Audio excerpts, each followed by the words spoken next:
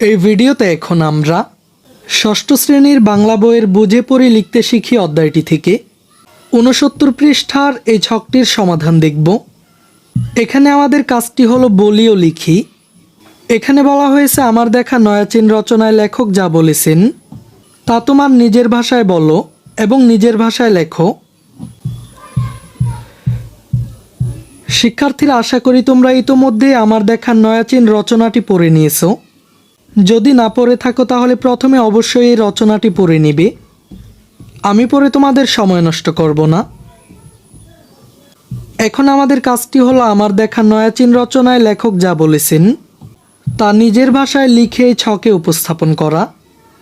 তো শিক্ষার্থীরা, চলো আমি তোমাদেরকে এই ছকটির একটি নমুনা সমাধান দেখিয়ে দিচ্ছি। ১৯৫২ সালের অক্টোবর মাসে চীনের একটি সম্মেলনে যোগ দিতে বঙ্গবন্ধু শেখ মুজিবুর রহমান চীন সফরে গিয়েছিলেন। আমার দেখা নয়াচীন বঙ্গবন্ধুর চীন ভ্রমণের অভিজ্ঞতার আলোকে লেখা একটি অনবদ্য রচনা। বর্তমানে চীন বাংলাদেশের অন্যতম বন্ধুপ্রতিম দেশ। একজন বিশ্বনেতার চোখে চীনের উত্থান পর্বের এই তুখোড় পর্যবেক্ষণমূলক বিবরণ শুধু আমাদের দেশে নয়, আন্তর্জাতিকভাবেও বিশেষ গুরুত্ব বহন করে। এই ভ্রমণে বঙ্গবন্ধু চীনের বেশ কয়েকটি জায়গা ঘুরে অভিজ্ঞতা অর্জন করেন। প্রথমে তারা গিয়েছিলেন মিউজিয়ামে অনেক নিদর্শন বস্তু ও পুরনো দিনের স্মৃতি দেখা গেল। তারপর তারা সাংহাই শহরের মধ্যে সবচেয়ে বড় পাবলিক লাইব্রেরি দেখতে গিয়েছিলেন। বড়দের পাশাপাশি ছোট ছেলে মেয়েদের পড়ার জন্য সেখানে চমৎকার ব্যবস্থা ছিল। লাইব্রেরির সঙ্গে ছোট একটা মাঠ আছে যেখানে বসে পড়াশোনা করার মতো ব্যবস্থা রয়েছে। পরে তারা এক্সিবিশন দেখতে গেলেন। শুধুমাত্র চীন সরকার কি কি জিনিস তৈরি করেছে তা সেখানে দেখানো হলো।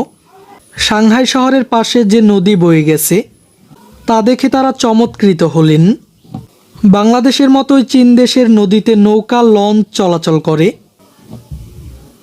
নৌকা বাদাম দিয়ে চলে। সবচেয়ে মনে রাখার বিষয় দেখলেন সেখানকার বাজারে গিয়ে চীনারা দেশি জিনিস বাজারে থাকলে বিদেশি জিনিস কেনে না। বঙ্গবন্ধু নিজেও ছিলেন একজন দেশপ্রেমিক, তাই চীনাদের এমন দেশপ্রেম তার মনে ভীষণ দাগ কেটেছিল।